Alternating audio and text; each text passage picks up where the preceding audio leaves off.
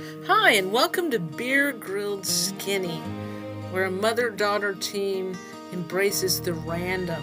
I'm Lorianne, the daughter. And I'm Justine, the mama. And if this is your first time with us, welcome. Otherwise, welcome back. We're going to talk about jobs today, which you could have a conversation about whether or not there's a difference between a career and a job. Absolutely. That's well said. I remember when we just did our last podcast and we were talking about how many times we moved, and I caught myself doing, and I lost that job, and I lost that job, and I lost that job. So I just went back and made a list of jobs I've had since I graduated from high school, 1963. I've had about as many jobs as I moved, as the many times I moved. I don't know what that says about me. I think it says you're a gypsy. Maybe. One of the things is you kept talking about losing jobs, and I didn't think that was a fair assessment of what went on. I mean, you did get fired from that job where you were the world's worst waitress. That was probably just. That wasn't a taco shop? No, that was some restaurant where they didn't want you to write anything down. I forgot so maybe about it wasn't that. just. I'll have Oh, to so put that's that- not on your list? No. So there's even more. Yeah. I didn't. I could understand. That was a men's club, and there was so many rules about how to get the food to the table and make sure you've covered everybody at the table. But it was Lafayette. Lafayette's home turned into a restaurant. Where was this? In York, Pennsylvania. We forgot to mention York on our list of moving. Yes, we did. I'm going to put that over here on that page. And I'll just note it in here somewhere, and we'll go back and bring it up to date. We will. So Yeah. you were still married and still really naive. Oh. I have no idea why my father would let you go to work for a gentleman's club. I mean, seriously, if I told my husband, oh, this club's hiring and it's for gentlemen, he'd be like, hell no. Sorry for the language, folks, but sometimes it's necessary. Well. And I'm suspecting that you missed some cues that they wanted you to do a little bit more than just deliver food. That's a possibility. And you didn't get the cues. Yeah, I remember one night they had a buffet for all of the members, and they came in, and I didn't even know what I was supposed to do. I was in the room. There's the buffet. You can get your own food. That's so what I you were just supposed to mixed do. and It's mingled. a gentleman's club. You mixed and mingled. Yes. Oh, my goodness. And the manager, this German guy, got all upset. I don't know what, because you were mixing and mingling? Yeah, they didn't give me any instructions about what I was supposed to be doing. But I got paid. Got paid until I lost the job. And you supposedly lost the job because you couldn't memorize every order at a table. I couldn't. There was one at lunchtime one day, big round table, and the men came in. They would come and go. It wouldn't be like they'd come in and they'd all sit down at one time and get up and leave at one time. I was supposed to walk out and get their orders and keep it in my head, and we know me in that. But I had that smile. So I went out to the table, and I gathered orders, and I went back to the kitchen and turned them in. And then I went back, and there was one fella, and I said, would you like your bill now? And he was like, I would like to give my order now. And I'm like, oh, I'm sorry. So you were at the wrong table. No, it was my table. I just couldn't keep up with the men that would get up and sit down and come in and go out. Was it my forte, darling? I understand that. I was way better at waitressing than you. Also I know way you better were. at running a restaurant than Yeah. you. I mean, I don't think we actually I did pretty included good the at the restaurant. taco shop. Well, I managed it's not that. hard to reheat refried beans and be the pregnant. struggle with that. Yeah, I was pregnant, but it was a small shop, and one of the issues that the manager didn't even know, the owner didn't even know because I was managing, and that's if you cook a giant pot of pinto beans and stick it in the refrigerator and it doesn't get cool all the way to the center, going to have a smell. Yes, it's going to cause food poisoning that could actually kill people. Yeah. And I don't know if he didn't know, because I'm not sure when we got food safety practices, which I now wish to look up, because I can promise you that if Gordon Ramsay walked into a restaurant like that and found a big giant pot of refried beans in the refrigerator, there would be, oh my goodness, or just my husband. My husband would be like, what? I can't use the language that both Gordon Ramsay and my husband would use on this podcast because we're trying to be family friendly. But I didn't lose that job. But it starts with an F. I had to quit because, I had a baby, a beautiful baby. So. Oh, you quit instead of just going on maternity leave. Well, like I say, it was a little shop, and he wasn't going to pay me if I wasn't working. So there was no maternity leave. Also, this was before women had bank accounts and could get charge cards and blah, blah, blah, blah, blah. Wow. I remember my first job. It was the most boring job ever. It was about a half a mile from where we lived at the time, which was in Jonesboro, Georgia. And it was this lady that was running a nail shop, and she hired me to man the counter. She was a sweetheart. She was a sweetheart. I didn't care for what she did to my nails, but that's not her fault. Yeah. Back then they had this acrylic stuff that would just destroy your nails. Yeah. Yeah. And I let her do it, and then I regretted it, and I stopped. But I sat behind the counter day in, day out. She paid me. Actually, I don't know. Does that count as my first job? Or does you selling me out into slavery to the people you worked for to clean their house count as my first job? Ooh. Burn. Well deserved, though, I think you know. Yeah. I'm embarrassed for having done that to you. Well, you didn't know any better. But that probably, my boss, psychologist 1 and psychologist 2, wanted you to come in and clean their bathroom. And various other things. I just remember the bathroom in particular because I really hate, even now, I hate having to clean up hair. Even when it's my hair. Yeah. Hair just grosses me out. I don't know why, but I just don't like cleaning it up. In fact, that really bothered me in this movie we watched called Jupiter Ascending. And at the end of so she's like this superhero that doesn't realize it at the beginning of the movie, and then she does the superhero stuff, and at the end she goes back to cleaning toilets. I'm not sure what the message is that they were sending, but I didn't care for it. Yeah. All right, so your first job. My very first job was at the drugstore. I know, and this is back when drugstores were cool, y'all. Yeah.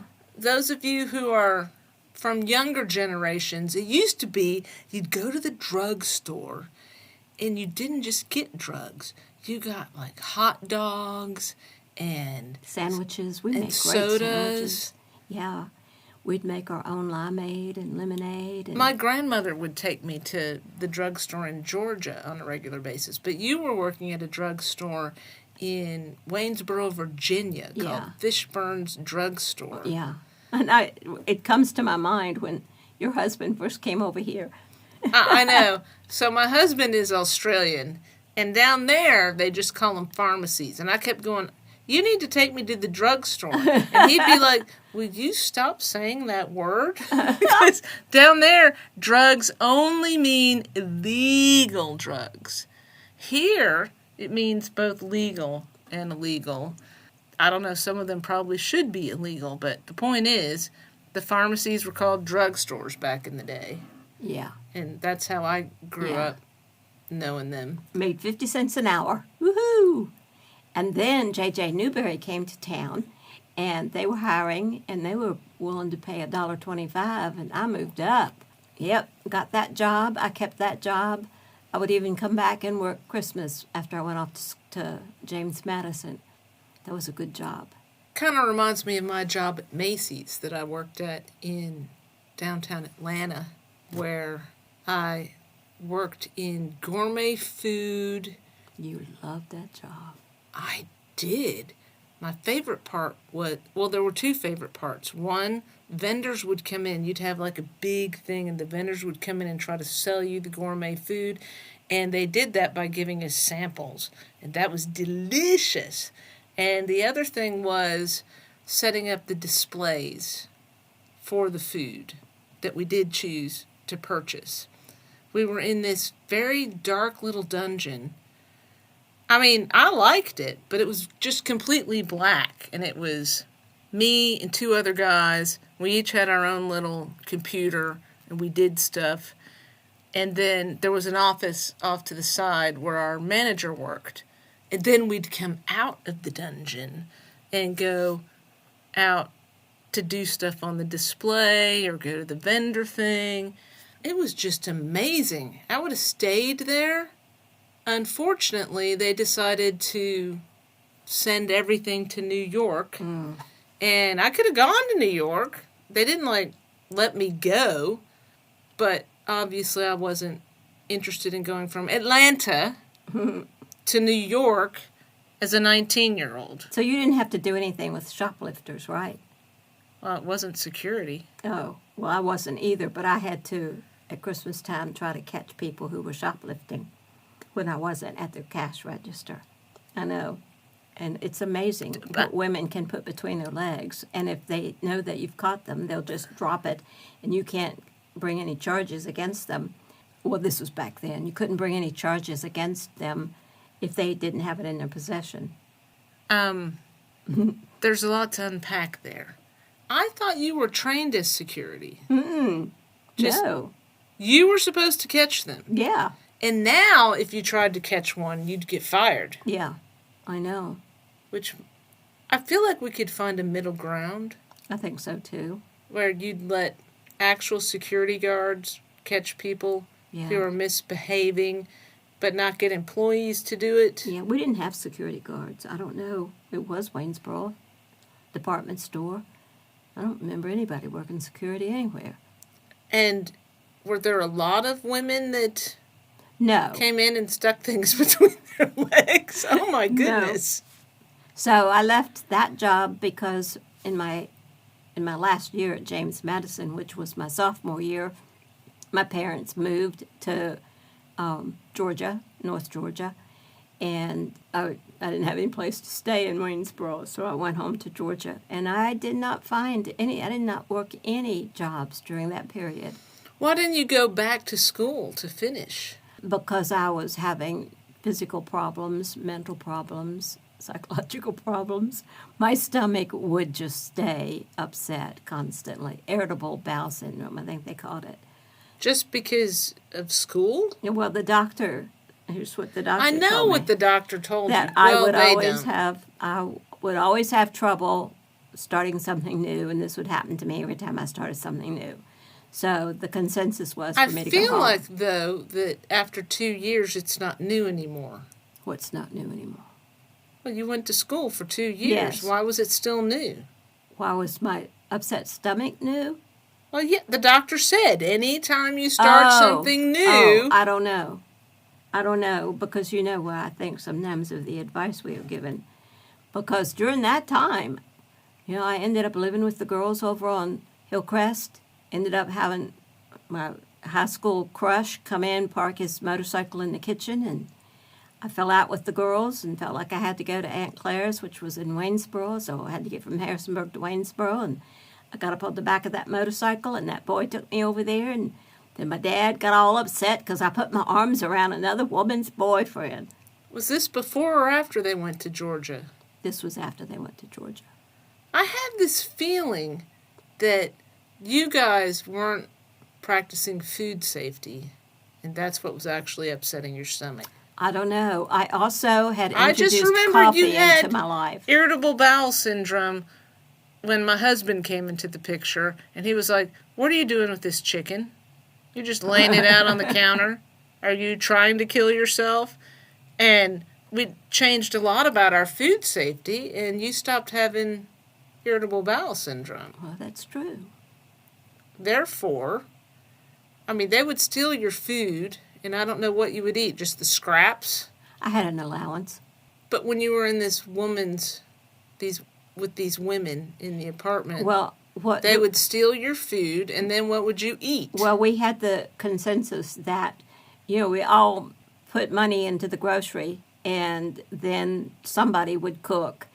And I was at the college, and I was tutoring this woman who was trying to learn new math. And she was, already a teacher, but I had to come back to learn that. You were tutoring someone in math? Shut up. No. I helped her pass the class, just want to let you know. So she and I would sometimes go to the cafeteria together to eat. Okay. Because I knew, there might not be anything when I got home. But you still had to pitch in. Yeah. I would punch these women in the face. Yeah. I hate the way you've been mistreated over the years, and not just from bad roommates. Well, I have survived. I am a survivor. You are a survivor. But when going over these memories, I'm like, oh, damn, I had it a little bit hard. And I wonder how many people out there have also had it hard, and they would be afraid to say so because of being judged. And I just don't care. You can judge me all you want to. I know, which I do regularly. I'll be like, this is what you should have done, which is easy to say because hindsight is 20/20. Yeah. I've also been through hard times. Yes, you have. And I look through the hindsight and wonder why I didn't make other decisions. But as you know, I love storytelling, and so I sometimes just imagine if I did this instead. I find that helpful for my mental health, just imagining if I had done it differently. It's funny. I don't, because Steve and Warren had gone to New York to do their alternative service rather than go to war or whatever. Vietnam.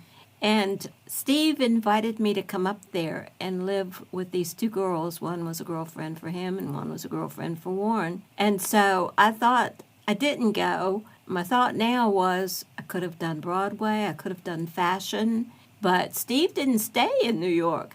So what am I supposed to do, follow him around? I mean, when I look back, I cannot remember exactly why I turned him down. I think it might have been because I felt like God told me I was going to marry Jim, and that would put me out of line with God. Do you remember when he was about to get out of the Navy? Like, was that timing coming up? Somewhere in there, yeah. I mean, I have a friend that went up to New York and worked in fashion, and then her husband came up there and found her and took her away because they fell in love. Mm. Similar choices to yours, but just earlier than the time period you were looking at. They've been married 65, 66 years, so I don't know the exact time period, but she worked for Mademoiselle magazine. Oh, did she now? Yes, you two need to have this conversation. I know. That explains a lot. It does, doesn't it? You two have a few things in common. Yeah.